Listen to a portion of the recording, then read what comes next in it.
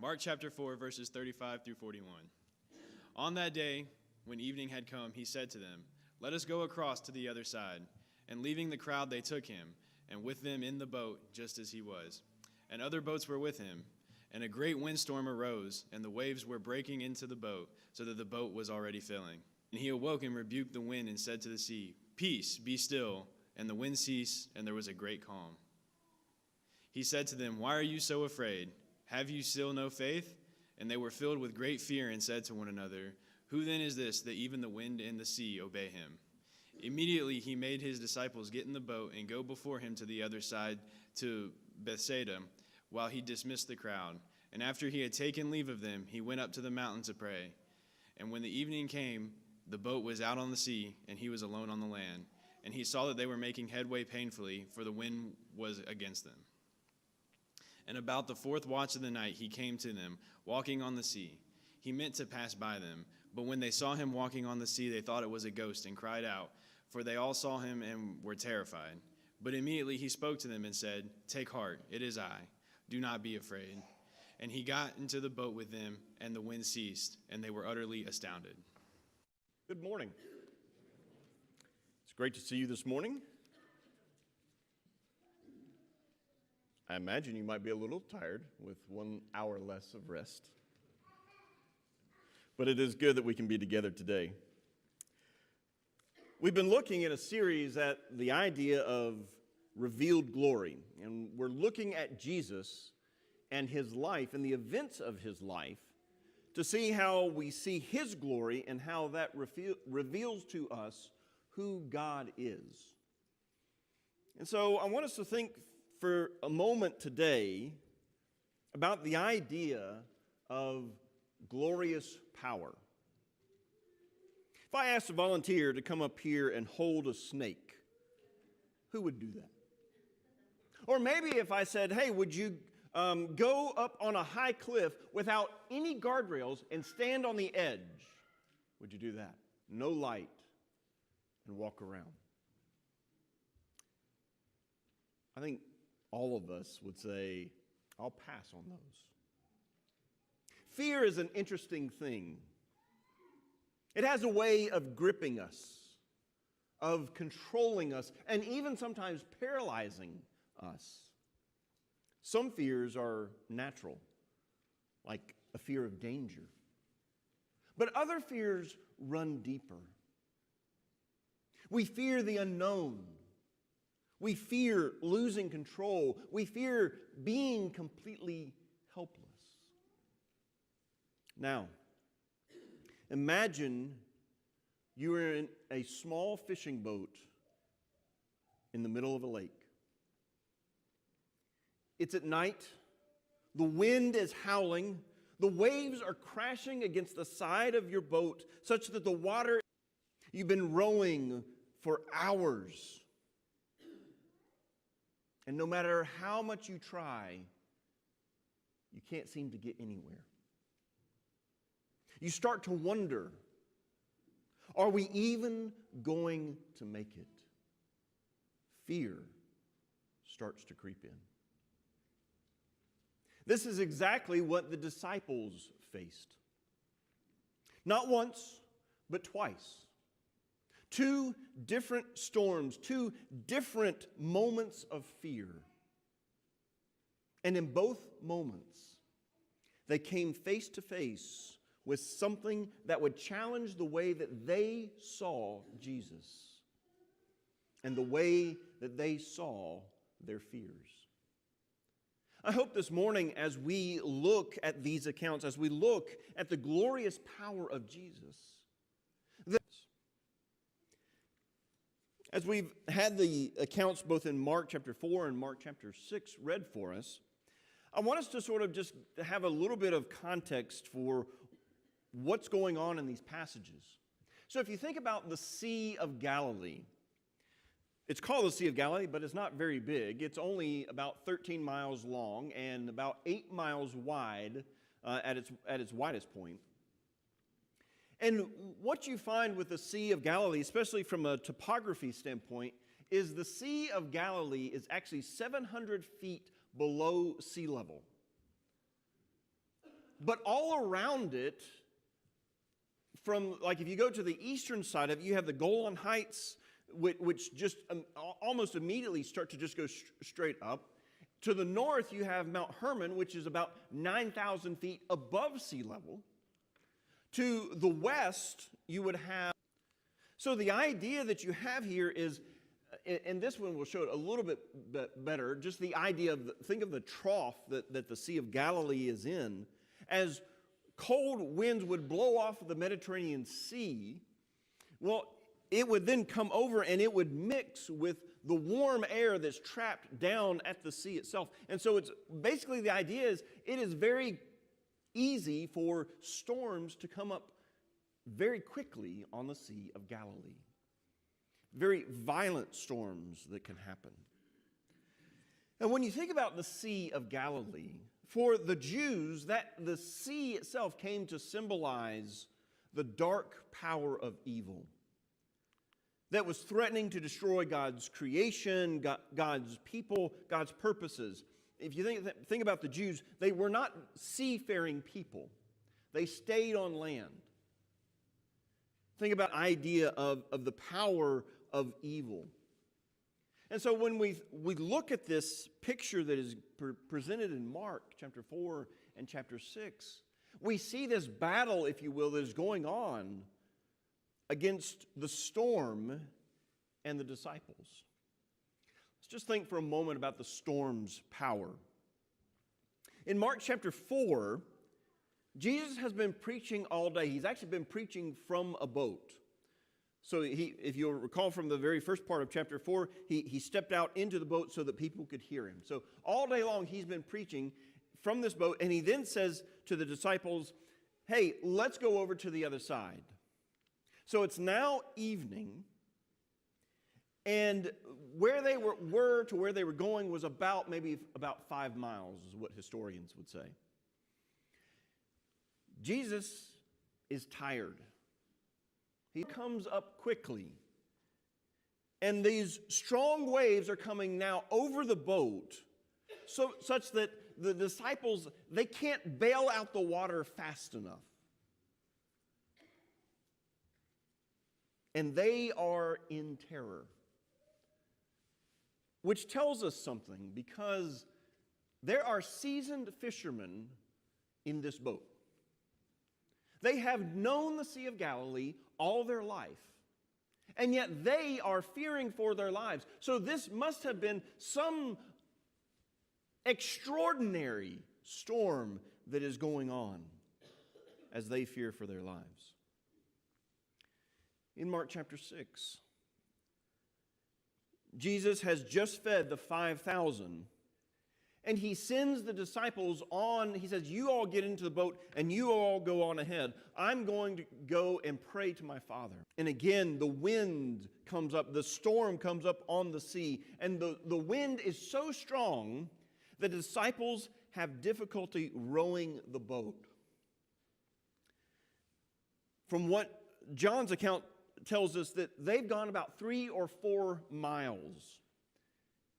They're about in the middle of the lake or the sea. But they have been rowing since evening. So let's just put it into time frame here. Evening, we'll call it 8 o'clock, okay? Give or take. Jesus comes to them at the 4th watch of the night. The 4th watch starts at 3 a.m. in the morning. So from 8 p.m. to 3 a.m., the disciples are just rowing. 7 hours of rowing, and they've gotten only just out to the middle of the sea. Impact of a storm. Storms expose our fears. Both times, the disciples they're described as fearful. You see, when our comforts, our expectations, or our plans are threatened by storms of life, fear sets in. For the disciples, it was fear of death or fear of a ghost. For us, The storms of life have the power to really show what is our foundation, to show us what we're made of, to show us what we really care about the most. Because think about it. It's only when we are faced with the storms of life, where am I going? What's my purpose? If everything is going good in my life, I never ask those questions because I never think about them. I'm just elated with how things are going, and so I never think. But it's when the storms come and shake my foundation that I begin to ask these deep questions of what is my purpose? Why is this happening? Where am I going? And storms expose the lie that we are in control and masters of our own lives. We think we're in control. But none of us know how much time we actually have to live. All of us might die today or tomorrow. Think we have control. But the reality is we control very little in our lives. So let's think then about the Lord of storms. And I first want you to see just the magnitude of his power. In Mark chapter 4, Jesus is asleep in the back of the boat in what we'll call a hurricane of a storm. And the disciples are fearing for their lives. They wake him up, and when Jesus awakes, he rebukes two things. He rebukes the wind and the waves. And he says, "Hush, be still." What Jesus is saying is, shut up and stay shut up. Now think about that. Think about what he's doing there. Because immediately the wind stops. Now somebody say, well, that was just coincidence. But not only does the wind stop, but the waves stop. The waves come such that they are as smooth as glass. Physics would tell you that all of that kinetic energy has to change back into potential energy. The waves have to sort of calm down. That's not what happened. He says, shut up and stay shut up, and it's calm. Think about that. Jesus doesn't use a magic formula. He doesn't pull out a wand. He doesn't even, hush, be still. He just says it, and it happens. Think about in Mark chapter 6. Jesus has been praying to his Father. It's in the dark. And he sees the disciples straining to row. They're about 3 to 4 miles out now. It's 3 a.m. in the morning. Jesus begins to walk out to them.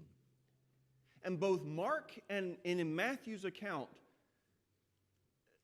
it's interesting how they say it. They just sort of say, as a matter of fact, he came to them walking on the sea. Just that, okay, that's what he does. Walking on water just as if there was dirt under his feet. The natural elements, the natural forces of this world are obeying his will. And once he gets into the boat, everything is calm, just like chapter 4. It's not that it takes the time to calm down. It's just immediate. And if you look at John's account, John adds that as Jesus got in the boat, immediately the boat was at the place where they were going. Now think about that for a moment. They're out in the middle of the lake when he comes to them. But the moment that he gets in the boat, they're on shore where they were going for us. It's to think about his power. Because it goes so far beyond our imagination. It's not just that Jesus is not a match for our problems. He goes beyond our problems. And the reality is, there is nothing that is a match for him. He is Lord of the storm. But think about the claim of his power.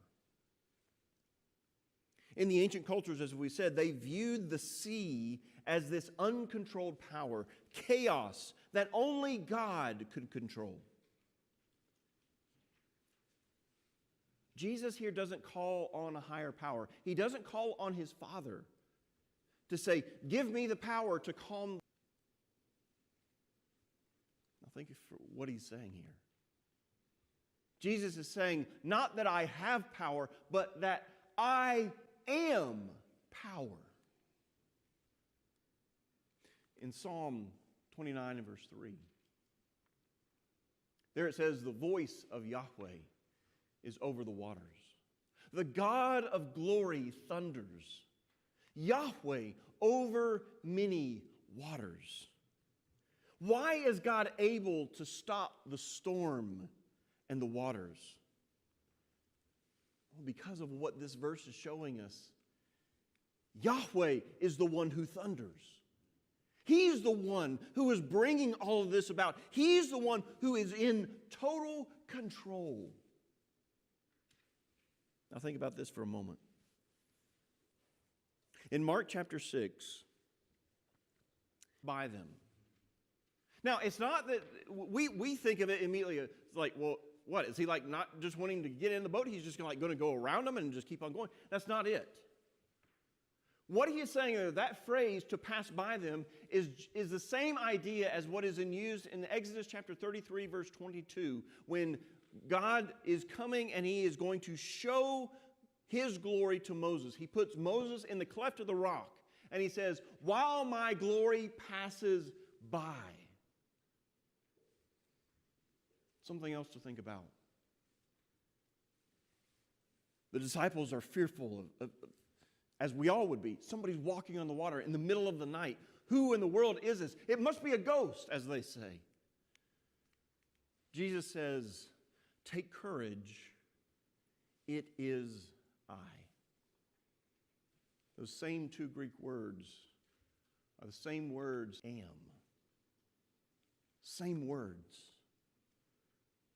What's he trying to show to us? That he is the I am. That the power that is there, it is him. That he is the one who has this power, and any power displayed in the universe is a power that is on loan from him. He is God. Now, look at the disciples' reaction. They start out and they're scared. And then they're still scared. They're still terrified. In Mark chapter 4, verse 37, it says the disciples were scared. They see the waves coming up over them. They're trying to bail it out, all the water. They can't. They know they're probably going. But in Mark chapter 4 and verse 41, even though the disciples have been saved, they are still scared. They are terrified because they are in the presence of someone of another reality. They are in the presence of the holy. We see the same reaction in Mark chapter 6. When Jesus gets into the boat, they're like, who is this? Think about all the times that they've already had with him. It's not like they're meeting him for the first time, and yet they are asking, who is this? They are recognizing this is the Holy One. Just as Moses and Job had the same reactions, these disciples have the same reaction. You see, Jesus' authority, his power, is not just over diseases and demons as we've already seen, but over the natural elements of the material world. Now think about what that means. Because Jesus is the true human. He is God in the flesh. He is what we could not be. Think about what that means. That his power as the true human shows the authority that humans were supposed to have over the natural world. But we lost it because of sin. You say, well, how do you really know that? Look at Peter. He walks on the water. So the idea, Jesus is unlocking the dimension of our world that is normally hidden. That the display of this power shows him to be the world's rightful king, who has come back to put everything right. That's who he is. That's who he's claiming to be when he says, hush, be still. When he walks on water. But let's look at his power in the storm. Because if we look in Mark chapter 4, the disciples say, Jesus, don't you care? Happen. They're really saying, if you care, you wouldn't let this happen to us, Jesus. And oftentimes, that is our human thinking. That the caring power of Jesus should keep his followers from life-threatening, difficult problems. But think about that. Think about a parent or parents who sacrifice so much to provide everything that their child needs. And then there is a moment where the child asks for something and the parents say no. And the child then says, well, because of that, that shows that you don't love me. Yeah, we all smirk because that's what all of our kids have done at some point in time. And it is, don't you know what I've done for you? Don't you know how much I care for you? And then we all come to our senses and we don't say all of that. We just say, let me show you. I'm withholding this from you, not because I'm mean, not because I don't love you, but because I do love you, and because I know that if I give this to you, it will be for your detriment. Or it is something that you need to go through so that you can become a better person.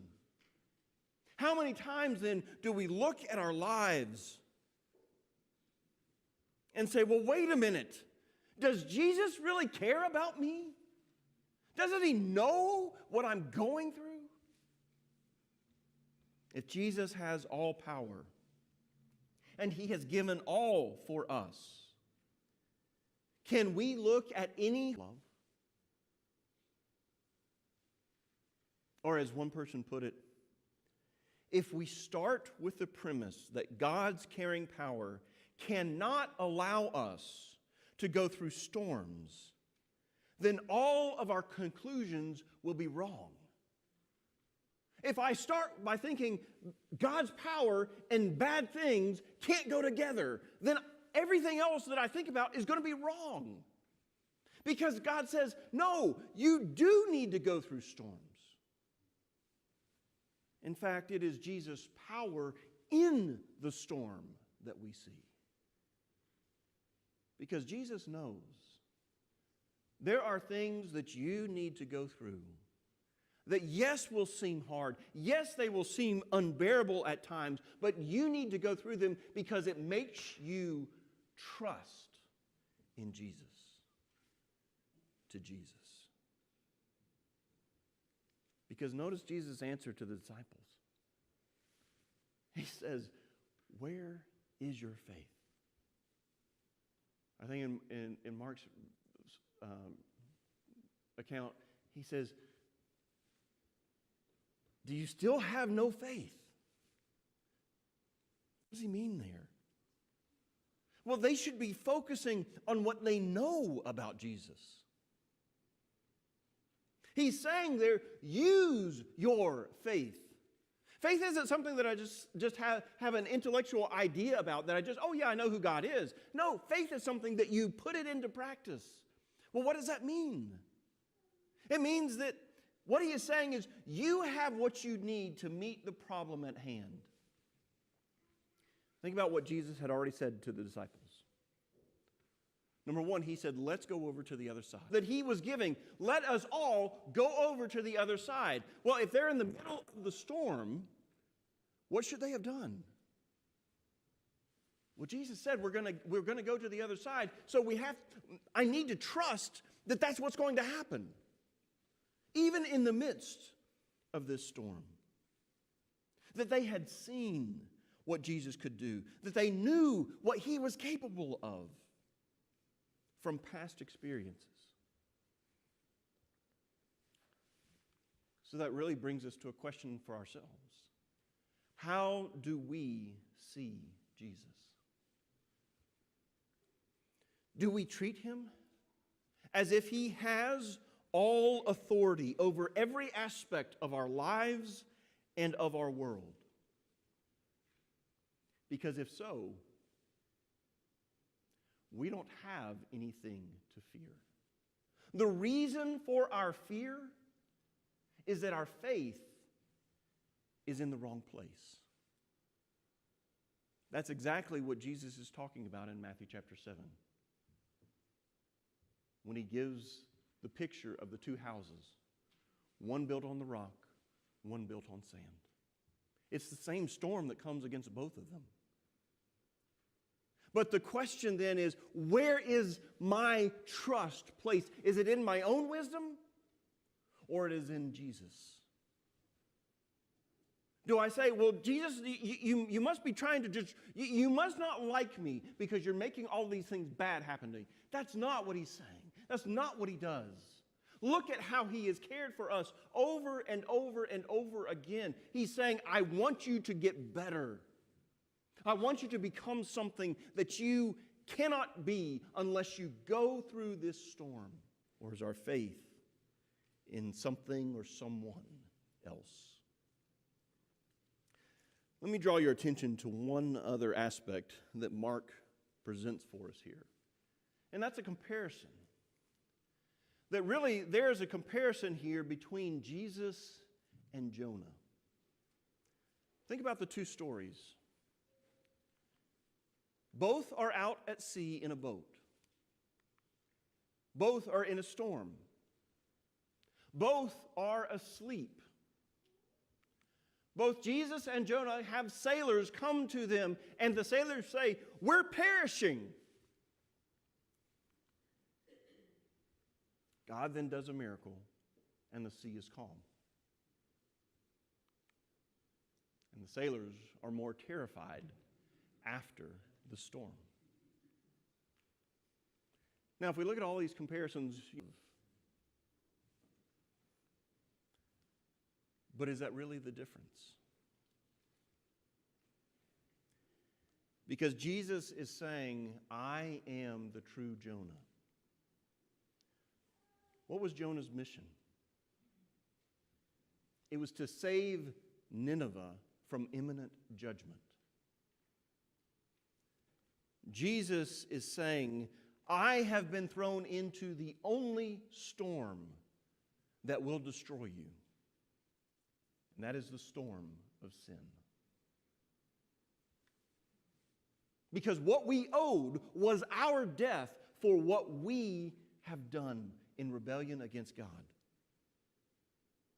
Jesus died in that storm so that we might live.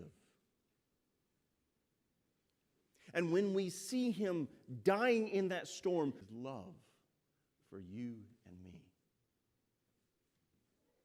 What we see is that he did not abandon us in that storm of sin. And because he did not abandon us in that storm, we can have total assurance that he will never abandon us in the storms of our lives. He will always be there because he loves us. Because he has glorious power. And he uses that power for our good, for our benefit. This morning, are you struggling in the storms of life? I don't know what is going on in your life. Maybe you are. Jesus is saying, come beside me and let me calm your storm. He may not pull you out of the storm, but he'll go with you through the storm so that you can draw closer to him.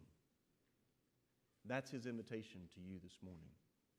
To come to him, to be a child of God. If you're in need of prayers, if you're just in need of someone to come alongside you, that is his invitation this morning. Won't you come as together we stand and sing?